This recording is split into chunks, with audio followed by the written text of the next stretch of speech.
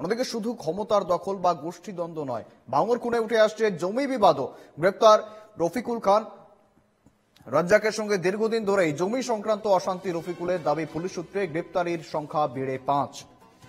সঙ্গে রয়েছেন প্রতিনিধি সুস্মিত মজুমদার। সুস্মিত, একদিকে যেমন ভাঙড়ের রাজ্জাক খাঁ খুনে গোষ্ঠীদ্বন্দ্বের একটি বিষয় সামনে আসছিল, অর্থাৎ ক্ষমতা দখলকে কেন্দ্র করে রীতিমতো এই সংঘর্ষ যেমনটা অনুমান করা হচ্ছিল, তার পাশাপাশি জমি বিবাদও একটি ফ্যাক্টর হতে পারে এমনটা অনুমান পুলিশের। সুস্মিত, দেখো, এই রফিকুলকে চমকাই তলা থেকে গ্রেপ্তার করেছে পুলিশ গতকাল রাত্রেই, এবং তাকে জিজ্ঞাসাবাদ করে যেটা জানতে পারা গিয়েছে, এই যে তৃণমূল নেতা যিনি খুন হয়েছেন, এর আগে তুমি জানো যে গত কালকেই 4 জনকে গ্রেপ্তার করেছিল পুলিশ, এবং তাদেরকে জিজ্ঞাসাবাদ করে যে তথ্য তার পুলিশের কাছে আসে, জমি জটে আটকে থাকা একটি ঘটনা, এবং তারপর থেকে বিবাদ, দুজনের মধ্যে বিবাদ, এবং সেই বিবাদের জেরেই এই খুন বলেই তারা মনে করছে, প্রাথমিকভাবে পুলিশ মনে করছেন।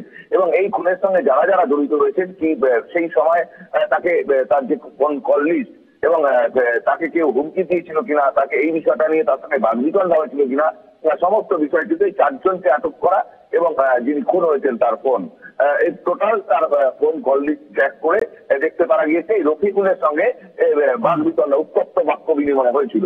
এবং সেই ক্ষেত্রে মনে করা হচ্ছে অর্থাৎ এই জমি বিবাদের ফ্যাক্টরটিকেও একেবারে নেহাত উড়িয়ে দিচ্ছেন না তদন্তকারীরা। আমার সঙ্গে ছিলেন সুস্মিত মজুমদার। ধন্যবাদ তোমার, সুস্মিত।